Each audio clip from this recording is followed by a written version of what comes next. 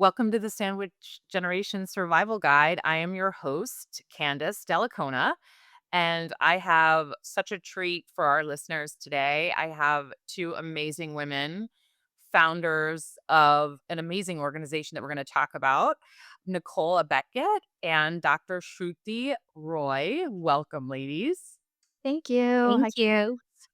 So, for our listeners, we'll give you time to talk about your background. But, Dr. Roy, I'm going to call you Shruti. You've been so kind to allow us the informality, and I'll call you Nicole, of course. We're going to talk about your amazing and revolutionary platform called the Hero Generation. So, why don't we start, though, a little bit about who you both are and how you got here? Sure. Again, thank you, Candace, for having us and allowing us the opportunity to share about Hero Generation. Really, the genesis of it came at the start of my caregiving journey, which was about 10 years ago. My dad was ending his 15-year battle with cancer. He had elected to forego any further treatment. So we kind of knew what was coming. I was also 6 months pregnant at the time, and I wasn't in the Sandwich generation when I started, but I certainly was by the time my dad had finished his battle. Have a 20-year background in startups, and I was looking for a platform at that time to help me with all the information and everything that was happening in that moment. My mom was my dad's primary caregiver, but I was really supporting her. We were trying to figure out what's palliative care versus hospice care. I have a very large family who all wanted to help.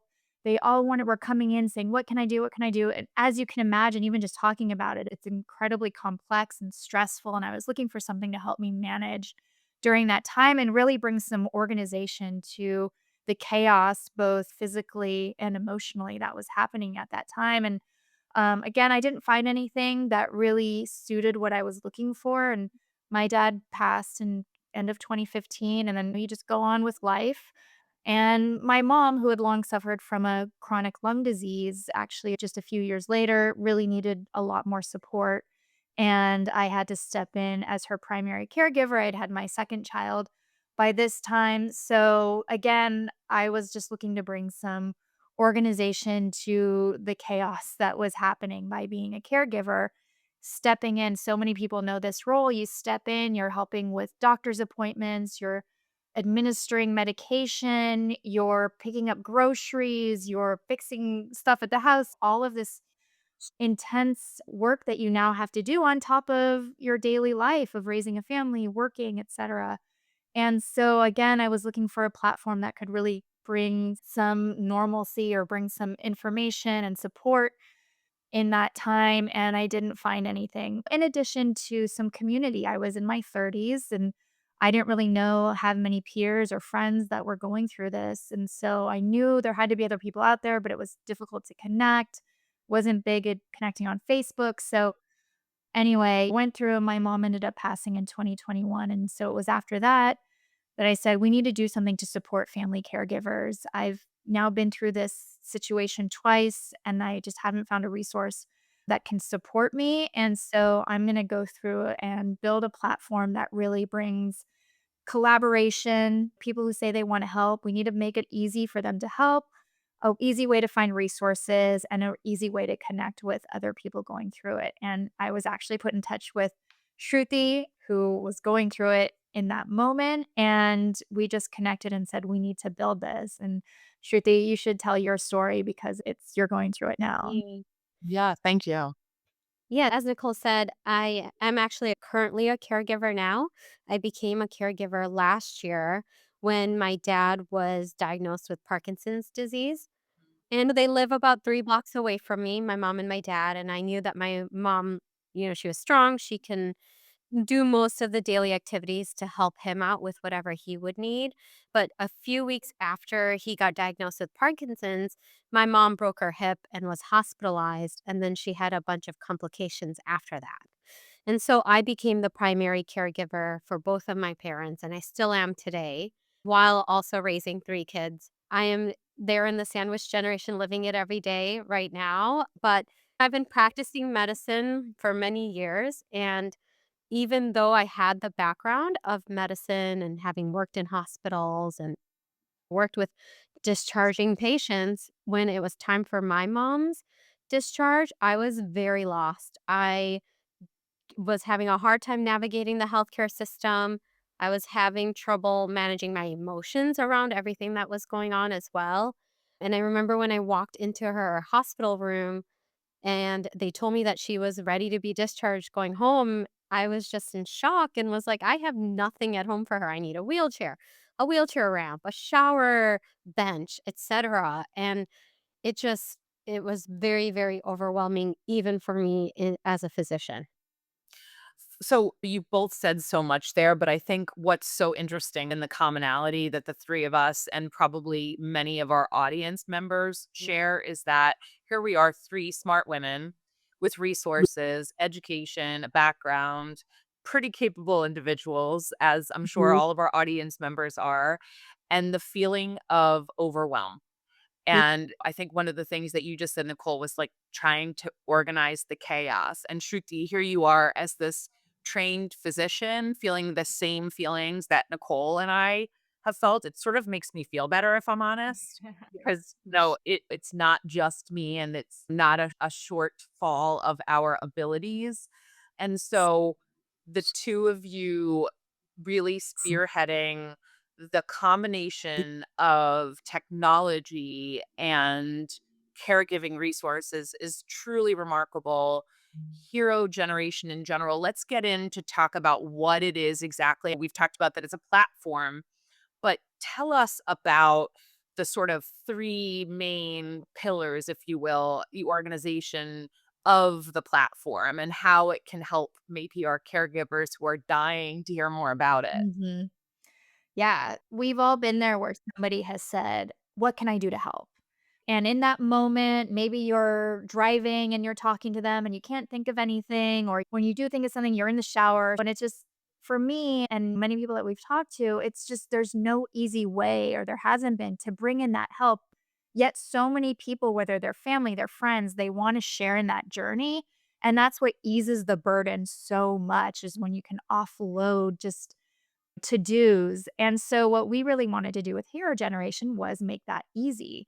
So what we've created in the 3 pillars that you mentioned, the first pillar is really that collaboration piece. And so within Hero Generation, you can invite team members, whether they're family, whether they're friends, to be part of the care team. And then you can go and create a to-do list, and you can either assign things to specific people, or you can leave them unassigned and you just tell them, "Go in and take things off my list. Assign yourself whatever you can do." And so really it just makes it easy when someone says, "What can I do to help?" Say, "Just go into Hero Generation and take something off my to-do list, or I'll send you something through Hero Generation." And what we also have in there is what's called the loved one's profile. So then it's one thing to say, "Hey," to my brother who is really, really wanting to be part of it with my mom, "What can I do to help? Can you take mom to her doctor's appointment?" Okay, well, then I know the next question is gonna be, "Where's the doctor? What do I tell him? What needs to be done?" So we created a space called the loved one's profile, and that's where you can store all that information, their insurance, their doctor's name, the pharmacy, the medications, all the information that's pertinent to supporting the loved one. It's all there in one place, and we say that that's important for people even if your parent or your loved one doesn't have an acute need. It's just a great place to store information for that time when you do need it, and then you're not scrambling and it just adds stress. I have my kids' profile in there. We're really trying to support the sandwich generation caregivers. You can have your maybe aging parent who might need more support, and then your children where you just wanna keep where their immunization records are, right? Without having to, "Where was the portal again? What was my login? I don't remember." So that's the collaboration piece to really make it easy to bring people into the journey. There's also a section where you can keep notes.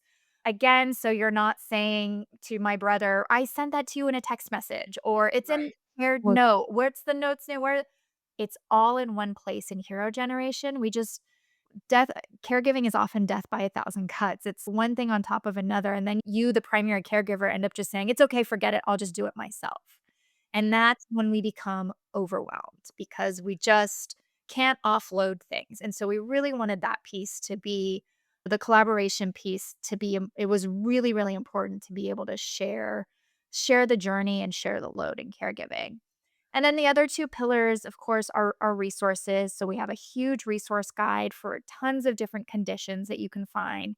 And then in addition, we have expert-led videos.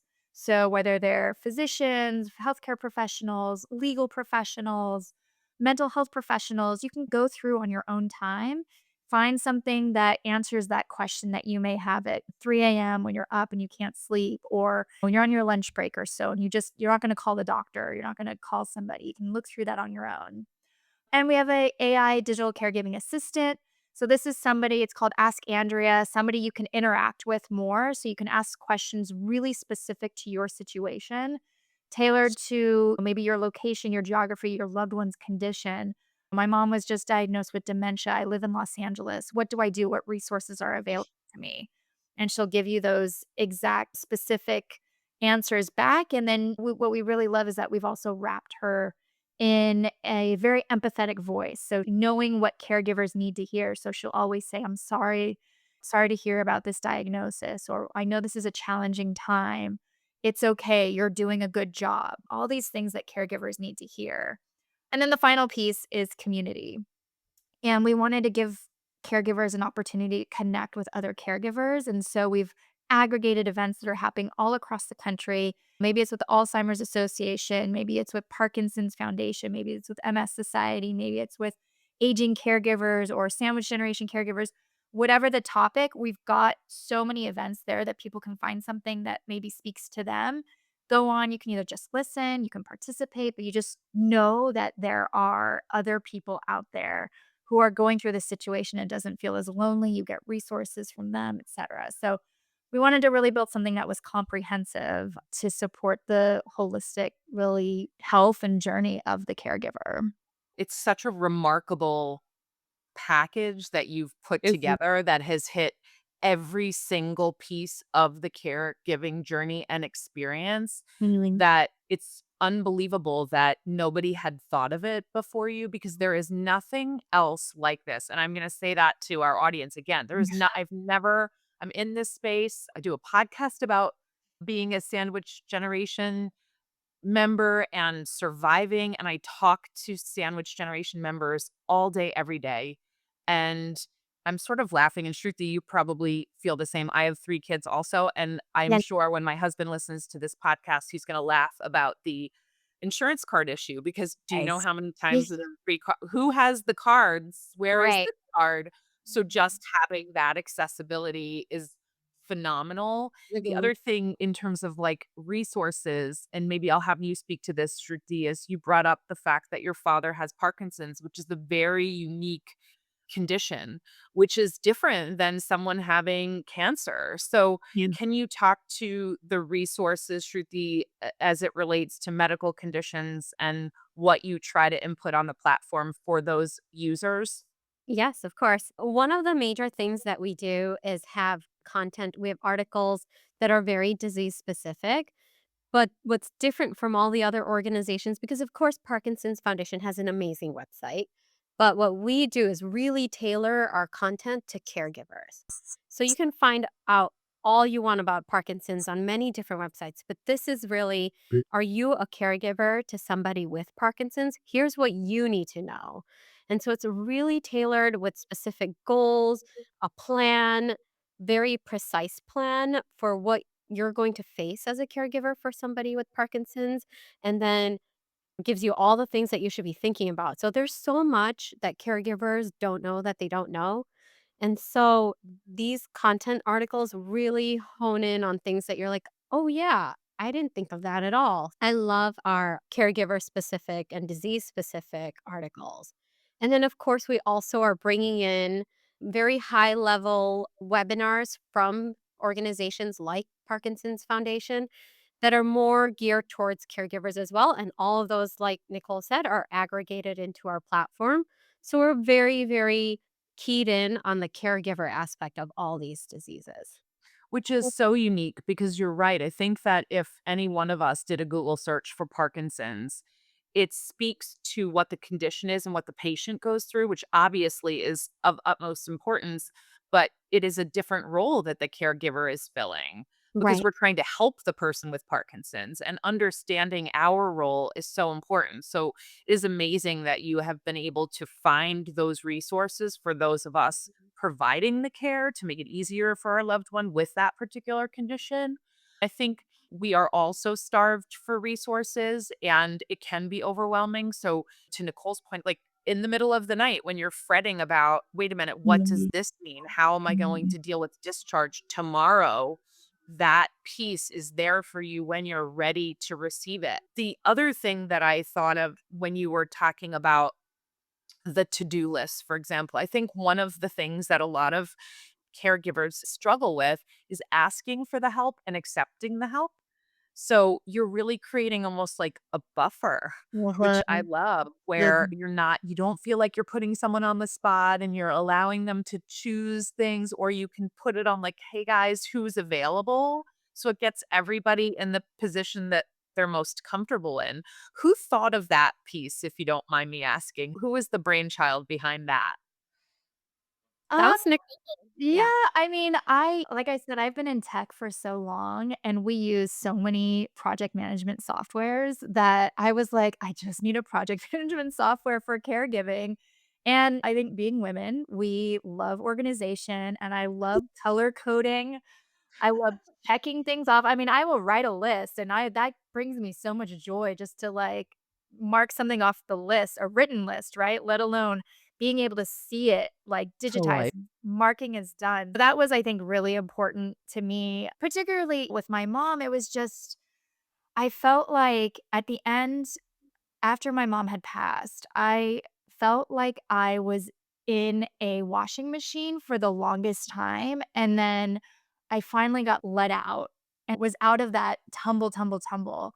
Because there's just so much being thrown at you. I just wanted one place to organize it, and so, yeah, the to-do list and again, like I said, I had a lot of family who always wanted to help. I just didn't have a way to wrangle it, and so, yeah, the to-do list was probably like, if we have nothing else, we need to just have a list that we can share.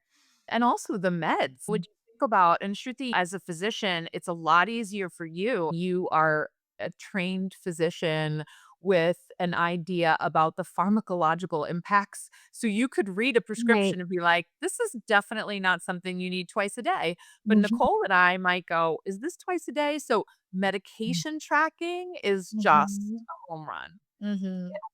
And I would Yes. even say, sorry to interject, but in my situation, my mom, I started so much healthcare is now being put onto the home and the family caregivers. And with my mom, I was like injecting and doing a subcutaneous pump, which for people who've Wow. never don't know what that is, it's like an insulin pump or so. This is for some different medication, but I was administering that. I am not a doctor. I am not a nurse. I am nothing. I watched a nurse do it. I took a video of her doing it, and then so it was really important for us in the medication to be able to upload videos, to be able to upload pictures because we know that there's so much more complexity in what we're doing at home now. It just whatever we can do to relieve that stress for the caregiver, knowing you have a guide, knowing you have a place where it's like, "Okay, I know where I can go to get this." It's just taking one more thing off their plate, and that was really important to us. Right.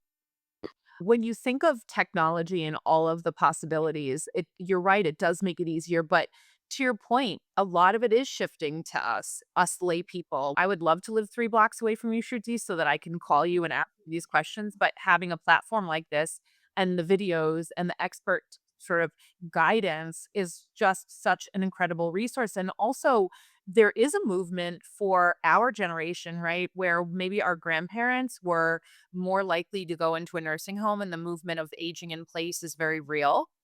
Mhm. And there are benefits to it, which I'm sure Shruti can talk about. And I would love for you to do so in terms of having a better quality of life. And generally speaking, the quality of life is better when you're home and you're with your loved ones. Yep. It shows that you will live longer, you will live happier, especially if you are in the sandwich generation, there are children around. We know already the data shows that grandparents who are around their grandchildren are also likely to live longer and live happier lives as well. So there's a lot of benefits to having a community, having family around, and also having your own routine that you've lived for so many years instead of having to change it up and suddenly start over in a new place at an older age. So for Yeah. sure, there's a push for that. There's a push for out of hospital stays, getting discharged sooner than you would have 20, 30 years ago for sure as well. So a lot more medicine is being done at home instead of in the hospital. A lot more rehab is being done at home as well. It's absolutely true, and I think when you think about even the way the Medicare rules work, which I'm sure you're familiar with, when I started practicing as an attorney and I started out really doing primarily just elder law, there was a pretty close to a guarantee that if you were in a rehab facility, you get your full 20 days, and you probably have a pretty good chance of getting the 80 days to follow up Mhm. for the copay days to get that rehab and get into a routine. And that is not common anymore. To your point, Shruti, where they're really looking to make those discharges earlier and earlier. So having Hero Generation as this almost like guide to how to do it well and provide the resources. I love the AI Andrea option and the empathy that you've infused in that. And to your point about community should be it's so lonely being a caregiver. We're supposed to feel like it's an honor, but it's also and I talk to sandwich generation member caregivers all the time. I see it on the message boards that they feel so lonely and they are starved for other people to talk about what they're going through. Can you talk a little bit about what you're hoping to achieve in creating those community events through the platform? So I think that we really want people to talk about their journeys, be open with their journeys, and not be kind of ashamed. So I recently wrote this article about my mom who was a caregiver to her parents and my dad's parents, so her in laws. And not once did I hear a complaint from her or a sigh or a little moment of stress, nothing. She hid everything. And now that I'm a caregiver, I'm like, "How did you do that?" And I never realized what you were doing and how you were feeling. And she'll tell me, like, "That's how it was. You just kind of suck it up and you just do it and you don't complain." And at first, when I became a caregiver, that's kind of how I was doing it. I didn't want my husband to know. I didn't want my kids to see me crying or stressed. And then something flipped and I'm like, they should see the real story. If we don't do that, then we're covering up a major problem, which is that caregivers need support. And so I started being a lot more open about it in front of my children, in front of my parents, even, and definitely in front of my husband. And I think that's what we need to do. So we need to connect with other caregivers, tell our stories, be honest, because that's the only way we can bring about the change and support that caregivers need.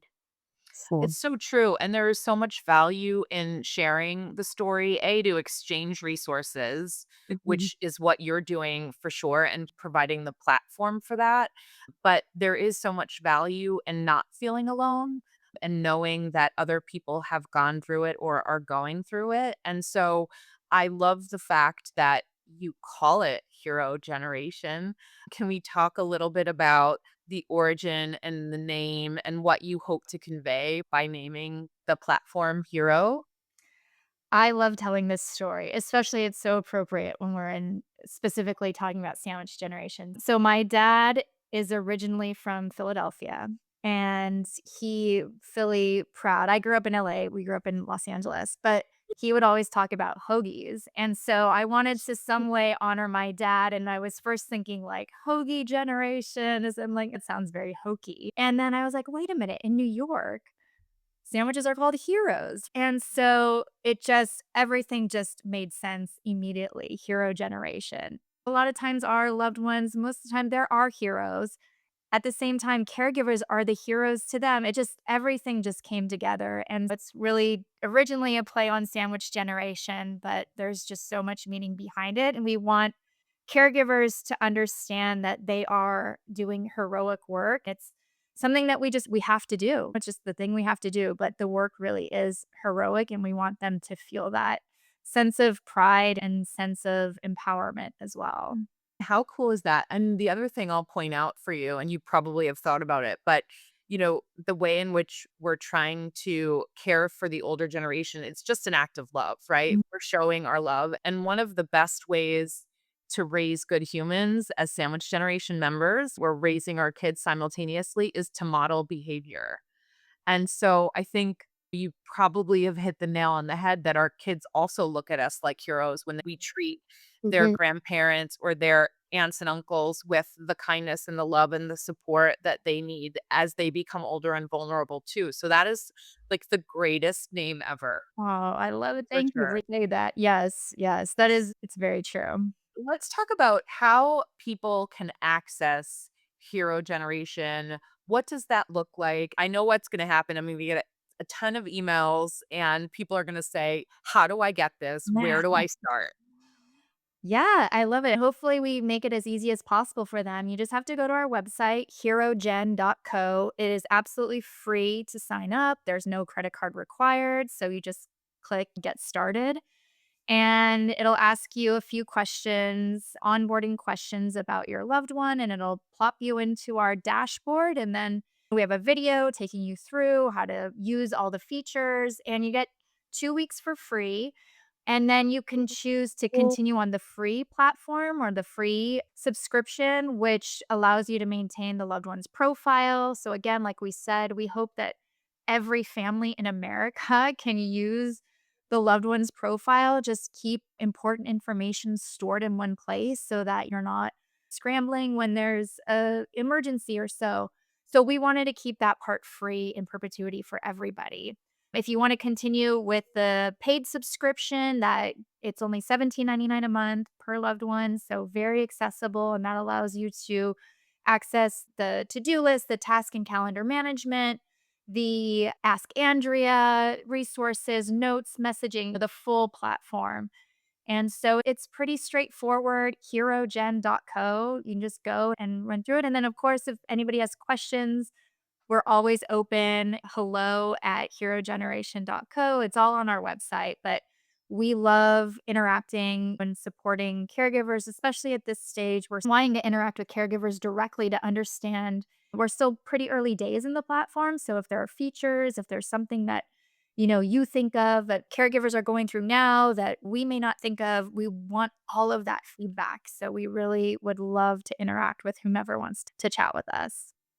I just want to point out to everyone listening that it's incredible gesture and, as they say in New York, almost like a mitzvah, a good act that you would provide the basic platform for free. And that really is a testament to the two of you and your mission driven goal with HeroGen. And for less than a dinner Oh, yeah. in New York City for a year Yeah. to have this level of support is really remarkable. And I just think that you really have hit a nerve, and I'm so excited to have had you on and gotten to know the two of you. I think from the bottom of my heart, if I can speak for the other Sangen members out there and caregivers, thank you for Um, figuring out the need and providing the platform with all of these incredible resources. I know that you've already helped so many people and you will continue to do so. Thank you so much for being here and thank you for coming up with this idea. Oh, thank you for saying that, Candace. And I know you're a lawyer, but we're gonna hire you as our PR person because that's been so amazing. Thank you. Thank you for It saying takes a village, right? It really does, and I just admire both of you so much well, for thank you. putting your big brains to such good use, and your parents were for you, Nicole, and are for Mm, you.